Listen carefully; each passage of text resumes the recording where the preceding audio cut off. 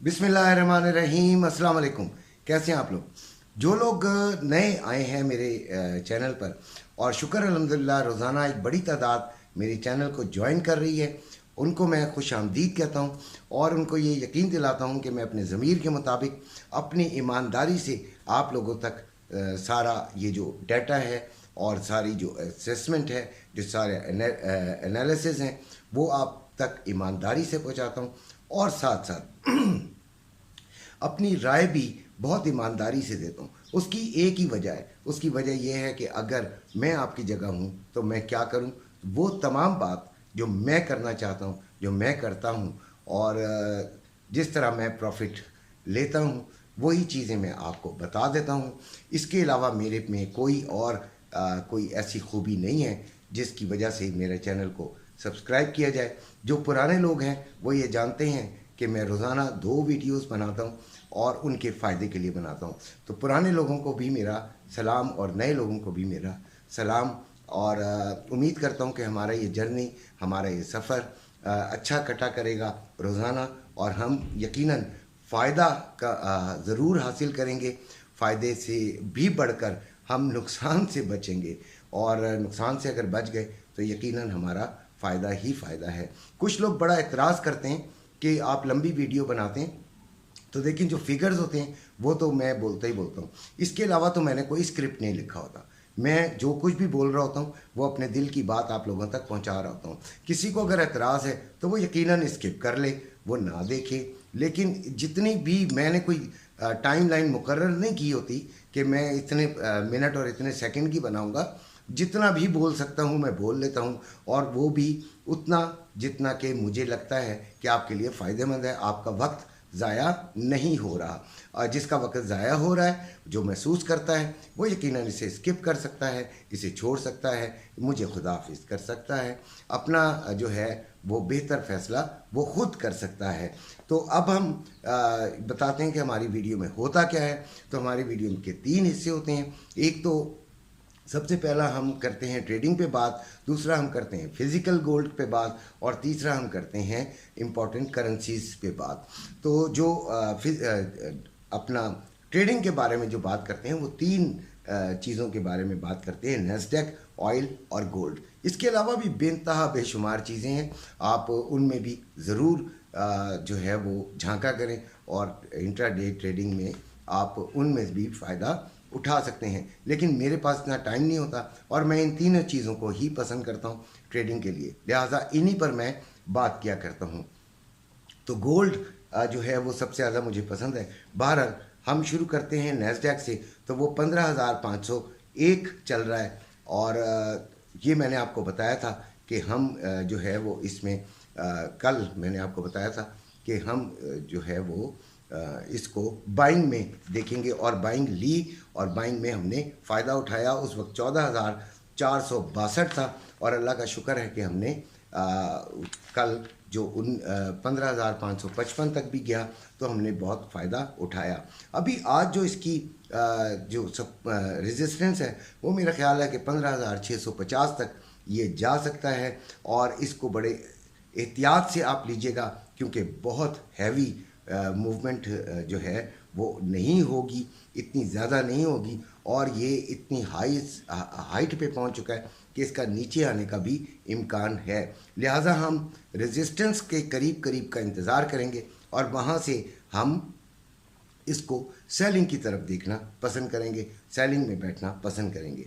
उसके बाद ऑयल जो है वो 83.73 पे है। जब कल ये था 82.85 पे, तो मैंने कहा था कि यहाँ से सेलिंग बनती है, लेकिन ये आ गया 83.73 पे। यहाँ पर हमें यकीनन नुकसान हो रहा है, और एसएल जिन्होंने लगाया होगा उनका हो सकता है कि हिट भी हो चुका हो, और एसएल लाजमी लगाना चाहिए। अगर वो हिट हो गया है तो 84.5 तक आप इसको 84 से ऊपर इसका इंतज़ार करें, और वहाँ से ज़रूर सेलिंग ले लें। और मैंने जो है वो क्योंकि अपने फ़ंड्स के हिसाब से ही आप एसएल लगाते हैं, और अपने फ़ंड्स के हिसाब से ही जो क़ुव्वत बर्दाश्त होती है उसके लिहाज से ही ट्रेडिंग करते हैं।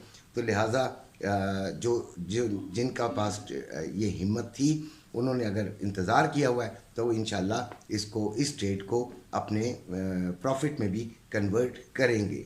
अब आते हैं गोल्ड पर। तो गोल्ड 1942 पे है और इसमें कल जो 1940 कहाँ तक गया था कि 1945 पे था।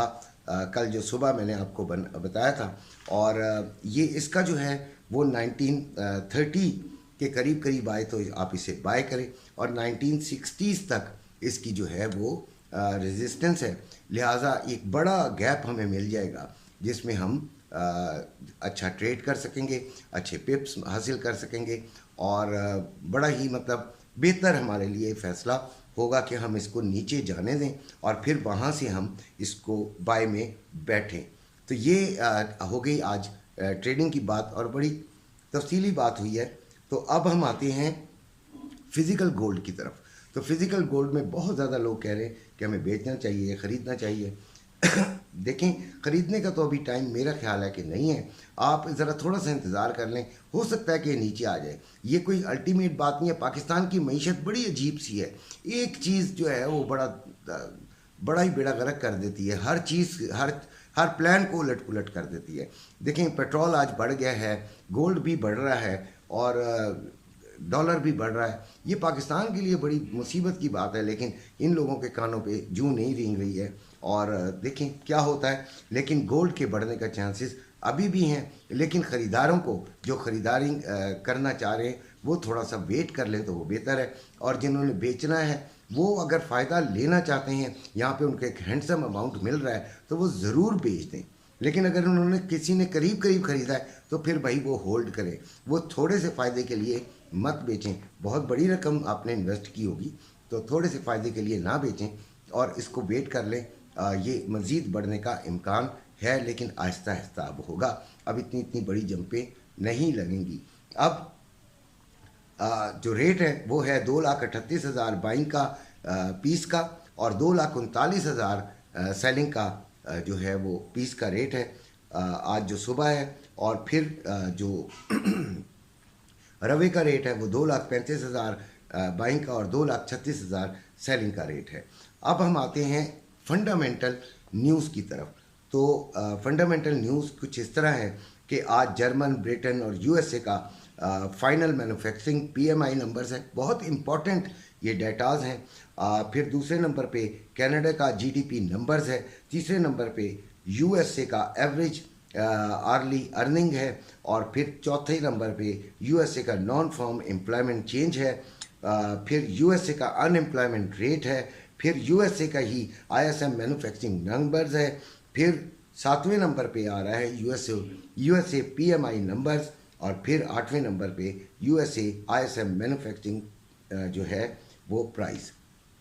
ये तमाम डाटा जो है वो बेइंतहा इम्पोर्टेंट है। इसको बड़ी समझदारी से देखना है और उस वक्त ट्रेड करते हुए बहुत समझदारी का मुजाहरा करना है, वरना आप नाकाम भी हो सकते हैं। क्योंकि फंडामेंटल न्यूज़ जो होती है वो टेक्निकल न्यूज़ के ऊपर, टेक्निकल जो उस पर आपकी ट्रेड है उस पर बहुत बड़ी हावी हो जाती है और आपका सारा प्लान जो है वो तहस नहस हो जाता है।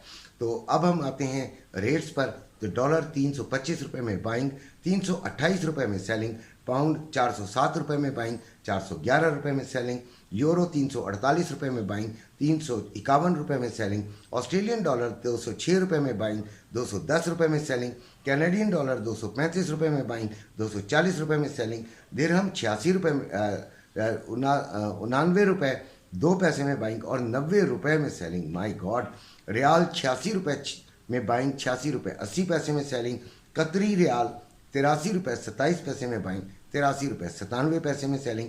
ओमानी रियाल 799 रुपये 3 पैसे में बाइंग, 797 रुपये 3 पैसे में सेलिंग। बहरीन दिनार 807 रुपये एक्सक्यूज़ मी 97 पैसे में बाइंग, 815 रुपये 97 पैसे में सेलिंग। चाइना यन 41 रुपये 75 पैसे में बाइंग, 42 रुपये 15 पैसे में सेलिंग। कोयती दिनार 985 रुपये 36 पैसे में बाइंग और 994 रुपये 36 पैसे में सेलिंग। मलेशियन रिंगिट 63 रुपये 83 पैसे में बाइंग और 64 रुपये 43 पैसे में सेलिंग। ये हैं आज के रेट्स और इसी के साथ आपसे इजाज़त चाहता हूँ। अपने घर वालों का ख्याल रखिएगा। अल्लाह हाफ़िज़।